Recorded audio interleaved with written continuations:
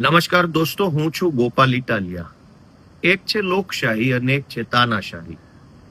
લોકશાહી દેશમાં લાવવા માટે 200 વર્ષ સુધી આપણા દેશના સ્વતંત્રતા સેનાનીઓ લડ્યા.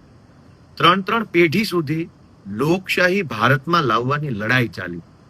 એનો સીધો અર્થ એમ કે લોકશાહી કોઈ એવી વસ્તુ નથી કે એક ઝાટકે આવી જાય. આજે સવારે ચાલુ કરો કામ ને રાત સુધીમાં આવી જાય એવી વ્યવસ્થા નથી. લોકશાહીને લાવવા માટે ગાંધીજી, એમના પહેલાના, એમના પછીના બધા જ મહાપુરુષોએ 200 વર્ષ સુધી અંગ્રેજો સામે તમામ પ્રકારની લડાઈ લડ્યા અને લોકશાહી આવી. બીજું છે તાનાશાહી. તાનાશાહી પણ એવું નથી કે રાતોરાત આવી જાય. આવતીકાલે સવારે XYZ નામનો વ્યક્તિ વડાપ્રધાન થઈ જાય અને પરમ દિવસથી તાનાશાહી, એવું ન હોય. તાનાશાહી પણ ધીમે ધીમે ધીમે ધીમે ધીમે ધીમે ધીમે આવે છે. જેમ લોકશાહી ધીમે ધીમે આવે એમ તાનાશાહી પણ ધીમે ધીમે આવે. લોકશાહી એટલે શું?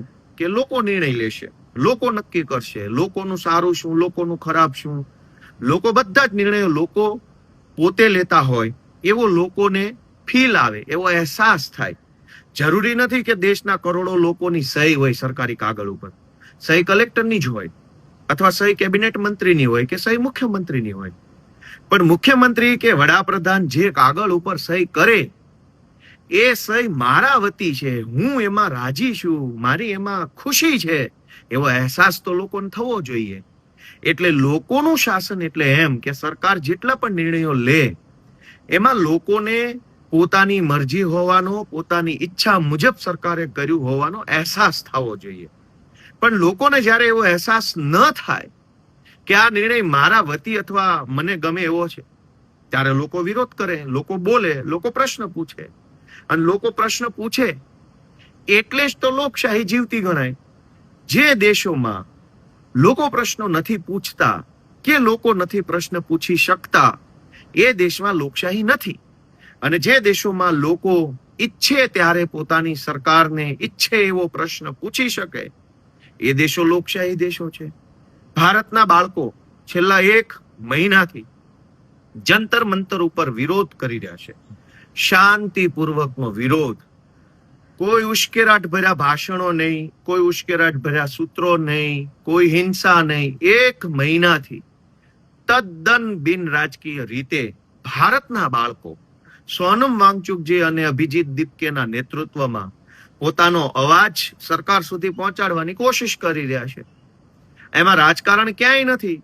માત્ર એક વ્યાજબી પ્રશ્ન છે કે હજારો પેપર લીક થાય છે, બાળકોનું ભવિષ્ય બગડે છે, આનો જવાબદાર કોણ? આટલો સિમ્પલ પ્રશ્ન સરકારને નહીં પૂછીએ તો કોને પૂછવાનો? જે સરકારને આપણે મત આપીએ તો સરકાર આપણને થેન્ક યુ કે વાહ સરસ, તમે સારા નાગરિક છો, કેમ કે તમે અમારી XYZ પાર્ટીને મત આપ્યા. અને મત આપ્યા પછી એ જ વ્યક્તિ જો પ્રશ્ન પૂછે તો દેશદ્રોહી કેવી રીતે બની જાય છે, દેશ વિરોધી કેવી રીતે બની જાય છે?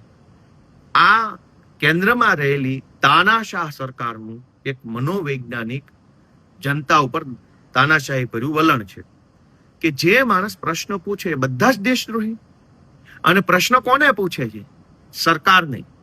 સરકાર તો અનેક આવી, અનેક ગઈ. તો એવું તો નથી કે દેશ જ સરકાર છે અને સરકાર જ દેશ છે. કેમ કે અહીંયા આપણે ત્યાં દુનિયાના દેશોની જેમ રાષ્ટ્રપતિ શાસન નથી.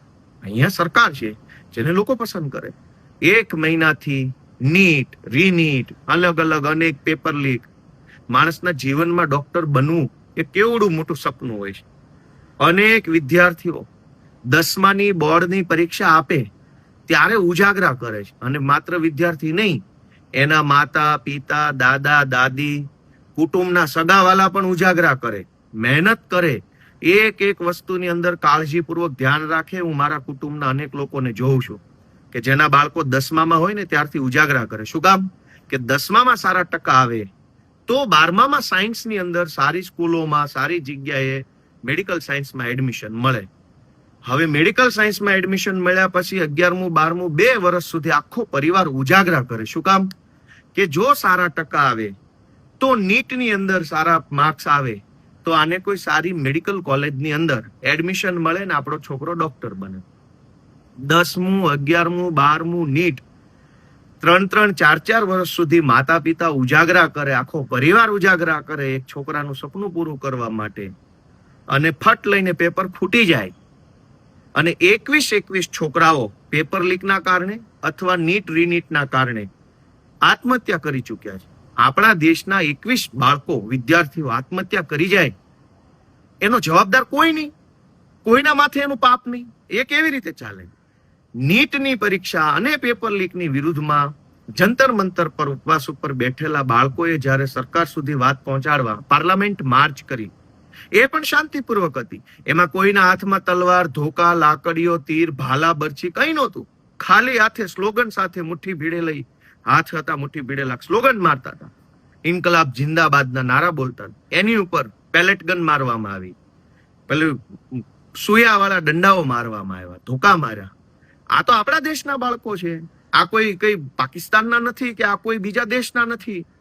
આપણા જ દેશના બાળકો પેપર લીકનો ભોગ બને, આપણા જ દેશના બાળકો આત્મહત્યા કરે, અને આપણા જ દેશના બાળકો આપણા જ દેશની સરકારને પ્રશ્ન પૂછે તો આપણા જ દેશની સરકાર આપણા જ દેશના બાળકોને ધોકા મારે.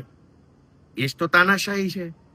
અને આ તાનાશાહીની સામે લડવું એ કોઈ પાર્ટીની નહીં, દેશના એક નાગરિકની જવાબદારી છે.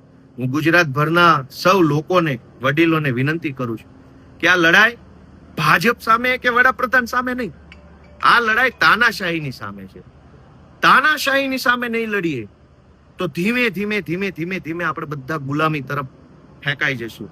અને માત્ર પેપર લીક નહીં, ખરાબ રોડ રસ્તાઓ, યુનિવર્સિટીનું બખડ જંતર તંત્ર, સરકારી દવાખાનાની બખડ જંતર હાલત, પોલીસ સ્ટેશનોમાં ફરિયાદ ન લેવી, હજારો પ્રશ્નો આપણે એનો સામનો કરવો પડશે. એટલે તાનાશાહી સામે લડવા માટે સૌએ આગળ આવવું એ સૌની ફરજ છે. હું સૌને અપીલ કરું છું કે કશું ન કરી શકો તો એક વોટ્સએપ કે ફેસબુકનું સ્ટેટસ તો મૂકો. આ દેશ આપણો છે, કોઈ ભાજપનો કે કોંગ્રેસનો કે કોઈ પાર્ટીનો આ દેશ નથી. દેશ આપણો છે.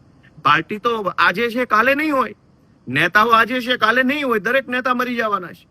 દેશ અને આ સમાજ વ્યવસ્થા અખંડ છે, અમર છે. આ વ્યવસ્થા જળવાઈ રહે, લોકશાહી ટકી રહે, એના માટે એક ફેસબુક ઉપર કે વોટ્સએપ ઉપર કે તમારા સોસાયટીના ગ્રુપમાં સમર્થન કરતી, બાળકોને સમર્થન કરતી પોસ્ટો મૂકો. આટલું બધું ડરીને જીવવાનું શું જીવવાનું? સૌને મારા જય જય ગરવી ગુજરાત.